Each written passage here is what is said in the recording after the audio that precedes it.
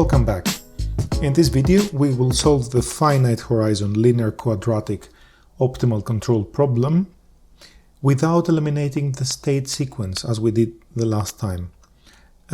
We will be using the KKT theorem instead. So let's give an overview of what we did last time.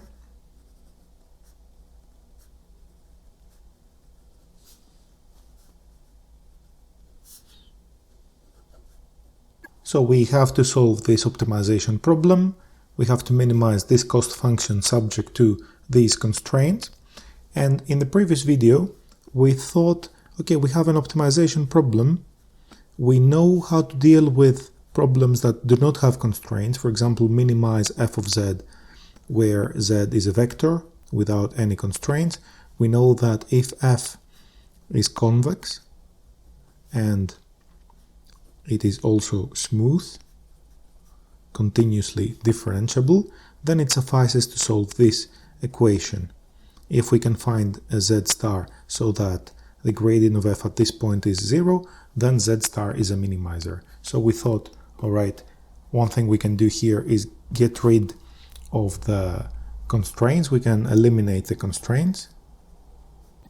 And how did we do that? We introduced the state vector, the vector of all states from x0 to xn. We introduced this vector.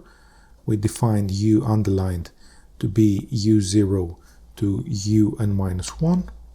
And then we observed that x underlined is some matrix A calligraphic times x, where x is the initial condition, plus a B calligraphic times u underlined, the sequence of all u's, and we plugged this inside the cost function, and we eliminated that, and we used this theorem to find that u underlined, the solution, the best solution, the best u sequence of u's, is equal to kn times x. This is a perfectly fine solution. The only problem, it's even simple, the only problem is that in order to determine kn, we have to solve a large and rather unstructured linear system.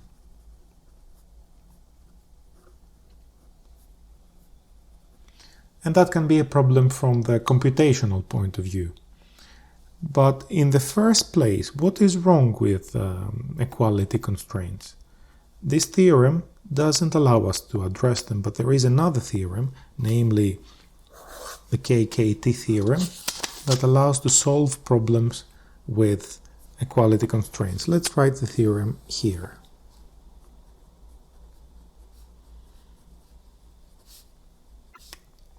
We have again a problem where f will be taken here to be convex and will also be taken to be smooth, continuously differentiable, and this is also accompanied by, the problem is accompanied by a number of equality constraints of this type. Gi of x is equal to 0, and for simplicity here we will assume that all these gi of x are written in the form fi times x plus bi for some matrix fi and vector bi for I that goes from 1 up to a number of constraints.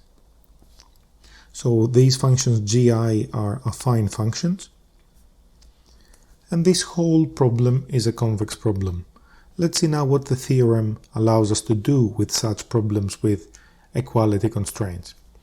The theorem says, well, first of all, for every such equality constraint, you need to associate with that a variable yi, where yi is a vector in R. Let's say that gi goes from Rn to Rmi. So yi is a vector of dimension mi. And for notational simplicity, also define the vector y. Let's call y all the y's. So y1, y2 down to yn c, number of constraints. Now, having introduced this auxiliary variable, we can define what is called the Lagrangian of this problem. The Lagrangian is this function, takes x and y and is computed by f of x plus the sum over all constraints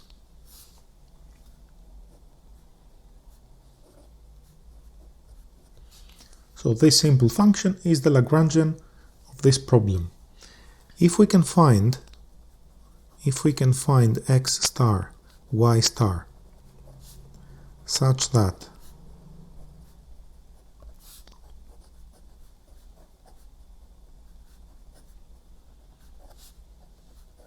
this is true, then x star is a minimizer.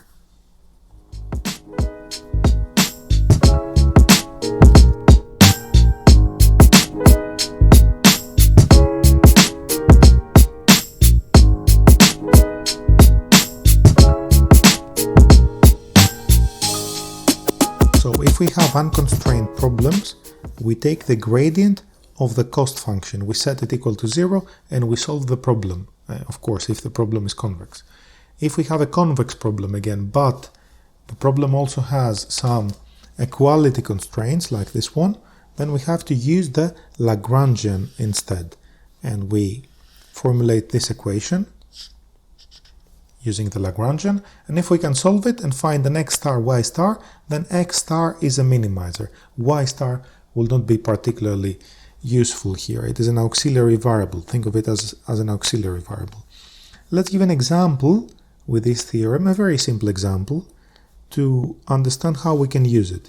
So let's solve the problem minimize with respect to x the function 1/2 norm of x squared subject to ax minus b is equal to 0. And x will be in Rn, A will be a matrix in Rm times n. We have an equality constraint. With that we need to associate a variable y of dimension m, and we can now define the Lagrangian. The Lagrangian is L of x comma y is the cost function plus, here we only have nc equals 1, we have one constraint, so y transpose times ax minus b. This is the Lagrangian. We are looking for a x star, an x star and a y star such that this holds.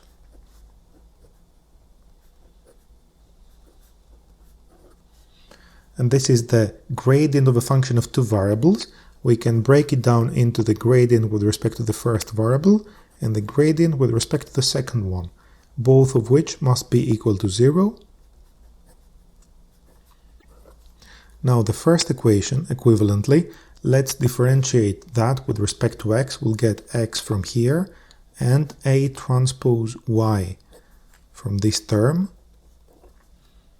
at x star y star, and the derivative with respect to the gradient with respect to y is simply ax minus b evaluated at x star.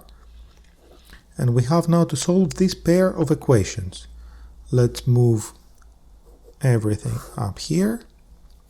Let's write down the first equation. If we want to solve for y star, we would have somehow to take the inverse of A transpose, but A and A transpose are not square matrices necessarily, usually they are not. However, if we pre-multiply by A, then A transpose is square. Is it non-singular? Recall that the rank of A transpose is equal to the rank of A. So if A transpose is full rank, that depends on the rank of A of course, then we can invert A transpose and we'll have that y star. But you see we have ax star. Ax star from this equation is equal to b. This becomes equal to b, and y star is given by that. Okay, now things are easy. Just use the first equation again to find x star. And this x star, this value over here, is a minimizer of this problem, and we figured it out using the KKT theorem, and we didn't have to eliminate the equality constraints. Let me write this down. KKT stands for Karush, Kuhn, Tucker. The three people who came up with this result. Alright, now let's use the KKT theorem to figure out what is the solution of the linear quadratic optimal control problem.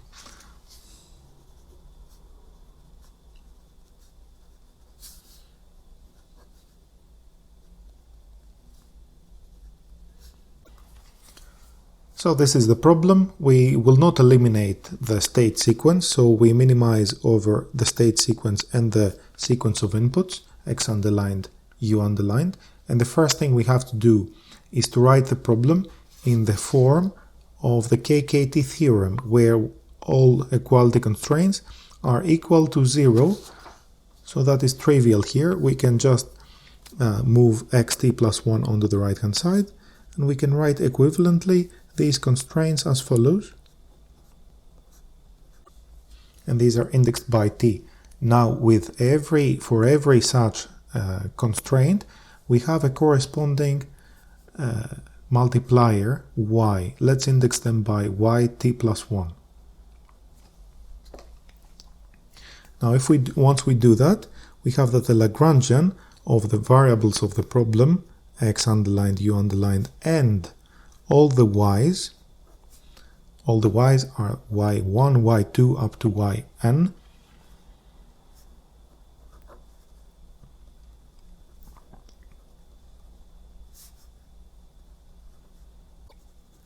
And this is the Lagrangian.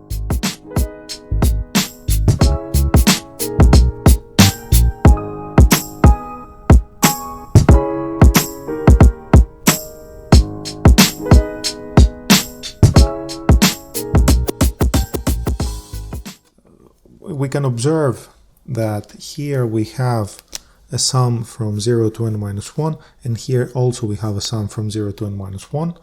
Also here we have terms of indexed by t. Same goes for this term and this part. The last term is slightly different. It is indexed by t plus 1. So let's move this outside and let's combine the two sums in one big sum.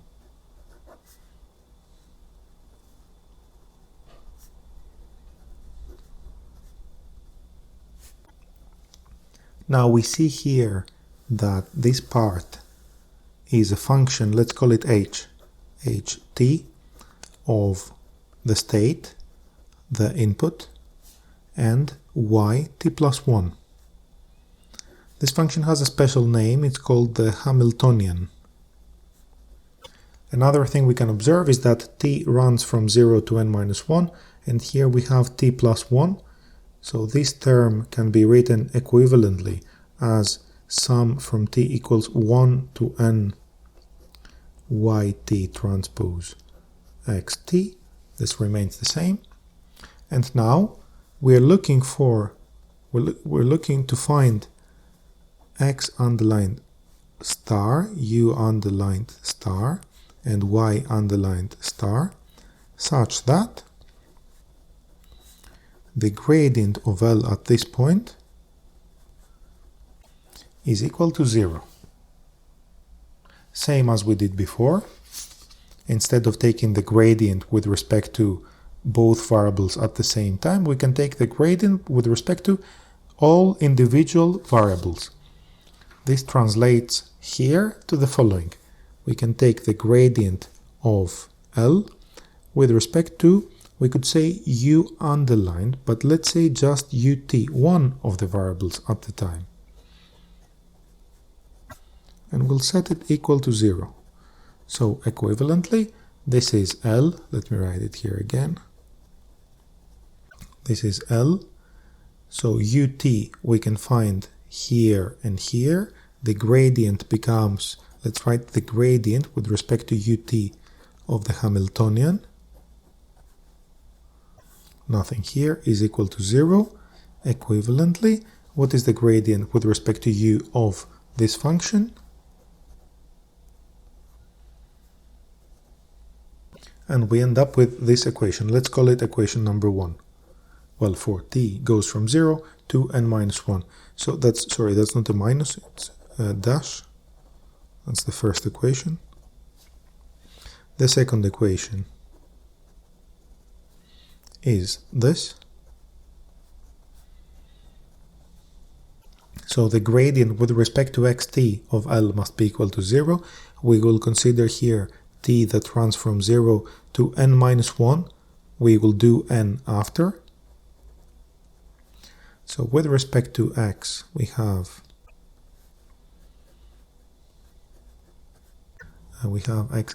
x here as well. Sorry, I forgot that term. We are taking the gradient of that, and then here there is an x, so minus y t is the corresponding gradient. We're not going up to n, just up to n minus 1.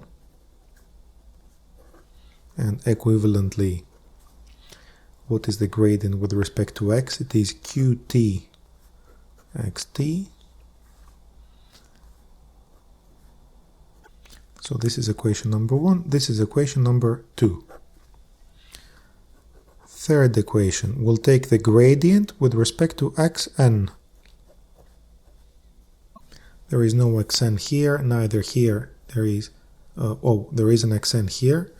The corresponding term is yn star with a minus plus pf xn star. This must be equal to 0.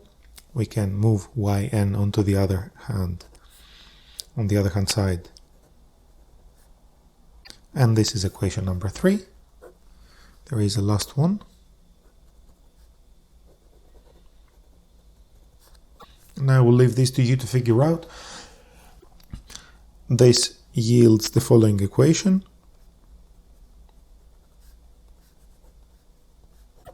And this is equation number 4. So we have 1, 2, 3, 4 equations that I will write again on the next page.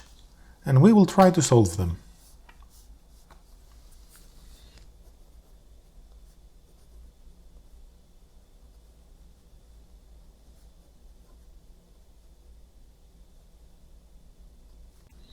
We have these equations. Well, these 4 equations, there is a fifth one. x0 is x, meaning that the initial state is known. This is the initial condition. And one thing we can observe is that the first equation can be equivalently solved for ut star, and this is because rt is non-singular. This is an assumption, a blanket assumption we use here. And let's start and try to solve these equations. When we say solve, we mean to find all values of ut for all t, all the values xt, and all the values yt plus 1 actually, for all t from 0 to n minus 1, and also, of course, find xn. Let's start here. Let's start at the end, at time t equals n. Why do we start at the end? The reason is that there is this equation that is very interesting. It looks like a dynamical system, but in a way it goes backwards. It's like we have, if we know y at time t plus 1, then we can determine y at time t. This dynamical system has a name. It's called adjoint. This is the adjoint system. And these yt's, these Lagrange multipliers, are sometimes called costates. So these are the costates. This equation, in a way, can be thought of as moving backwards in time. And this equation moves forwards. If you know x at time t and u at time t, you can determine x at time t plus 1. So this moves backwards, this moves forwards, and we'll try to disentangle them. and we'll start here at the end. We need to start at one end, so it would be either 0 or n. We start here to eventually combine it with this equation, but let's write it down. We have yn star is pf xn, but xn can be determined using this equation, the dynamics.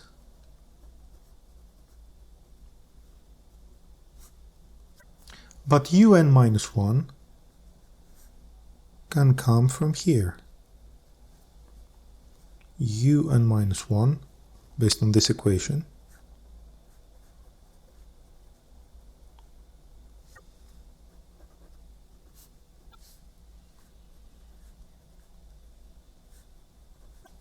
and we have yn on the left hand side, yn on the right hand side. We can rearrange the terms and solve for yn, and we will get yn star is given by this expression.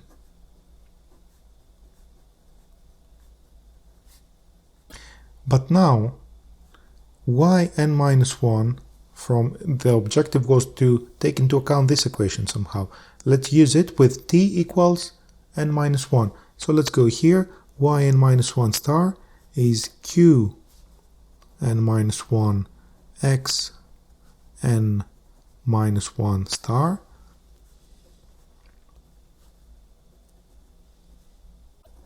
and use the previous equation for yn to plug it inside here.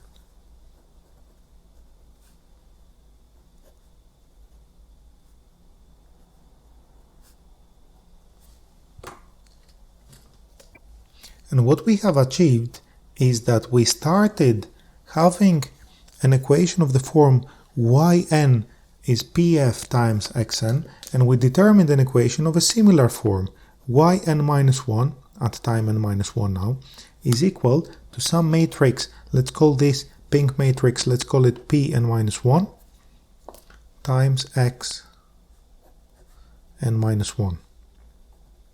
And if we keep doing that, so what happened here actually is that Pf came in, and using this expression produced Pn minus 1. If we keep doing that, we can get yn minus 2 is equal to Pn minus 2 xn minus 2, and so on and so forth. And in general, we can get yt star will be pt xt star. And this pt can be determined by a similar expression as this one in terms of pt plus 1. So let me write it down. pt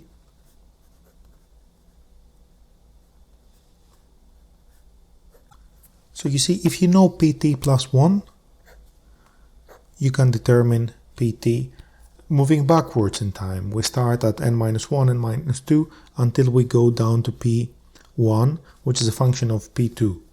So let me say it again. Let's say Pn is Pf, and then we can determine Pn minus 1, then we can determine Pn minus 2 recursively, going down to P1.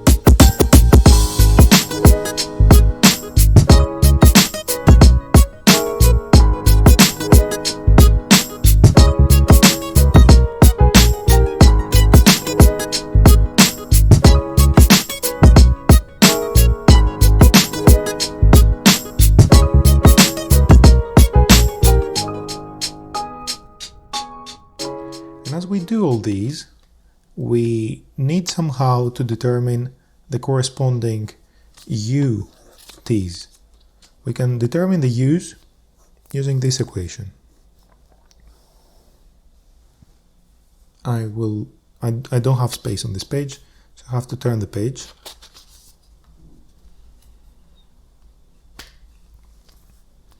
But I can rewrite the equation here for you. So we start at the end, at Tn minus 1, that is the last u, and let's write the equation for n minus 1. But look now, we have yn into that equation, but yn is pf xn,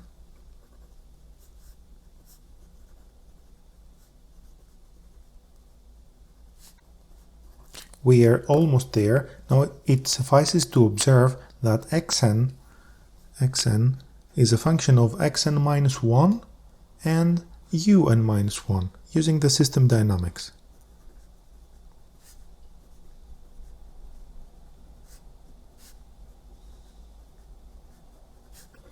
And we have arrived at an equation that involves un minus 1 here and here, and xn minus 1. You can do the rest yourselves, and you can figure out that un minus 1 is some matrix, let's call it kn minus 1, times xn minus 1. And this matrix is the following.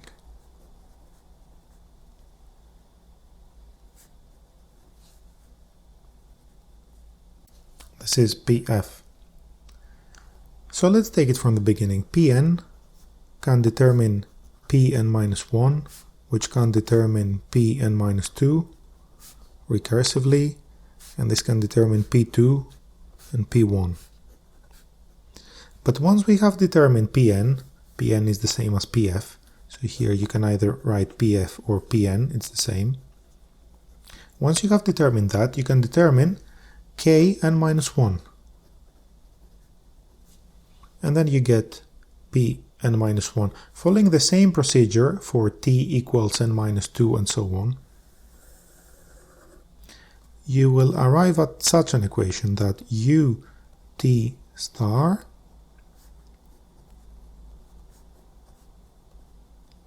is kt times xt star, and kt every time is determined, of course, by such an equation.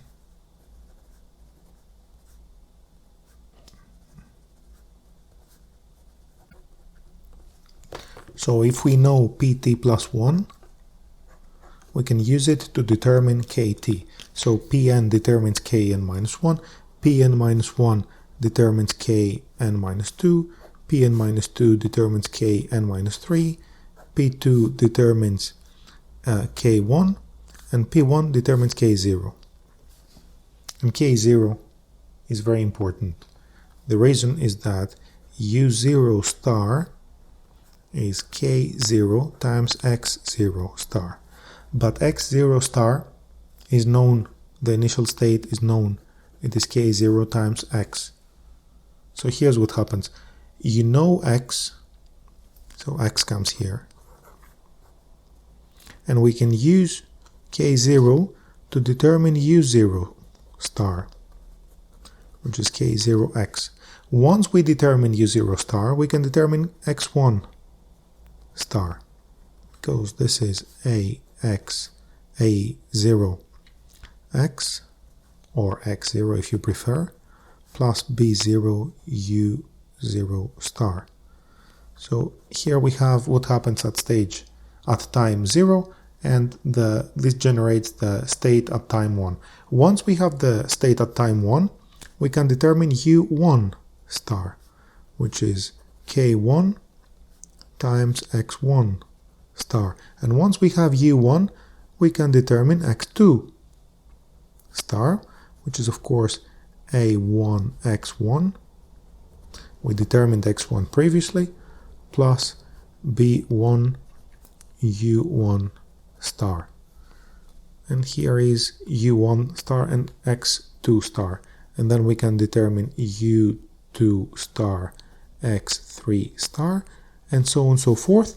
And the last one will be the determination of UN minus 1 star and Xn star. And this way we have determined everything. But look what happens. We start with Pn, we go backwards and we determine all the p's, p and minus 1 and minus 2 down to p1. At the same time, we determine all k's, kn minus 1, kn minus 2, and so on, down to k0. So we go backwards in time in what is called a Riccati recursion. Riccati recursion. And we have determined all these. Once we do that, we can propagate forwards in time using the system dynamics and these matrices that are called control gains, and we can determine all the UTs, all the XTs, and okay, if you like, we can also determine all the Ys, because YT star is PT times XT star. And this is an alternative way of solving the original optimization problem. And as you see, every time we take simple steps, we do have to solve some linear systems. We do have to determine, for example, here a solution to a linear system like this one and this one. But the good news is that, first of all, these are smaller, so we take smaller steps at a time. And some additional good news is that there exists a simplification we can do to this equation for the update of k and the equation for the update of p. I will not show you this now, but we can simplify it even further. And this concludes today's video, which was about how to use the KKT theorem to solve linear-quadratic finite-horizon optimal control problems. There is one more way to solve these problems, again without having to eliminate the state dynamics, and this is the dynamic programming approach.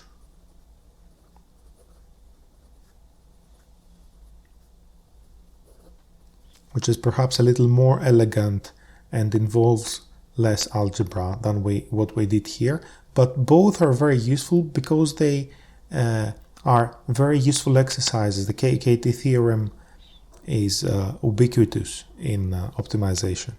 So thank you very much for watching, and until next time, goodbye.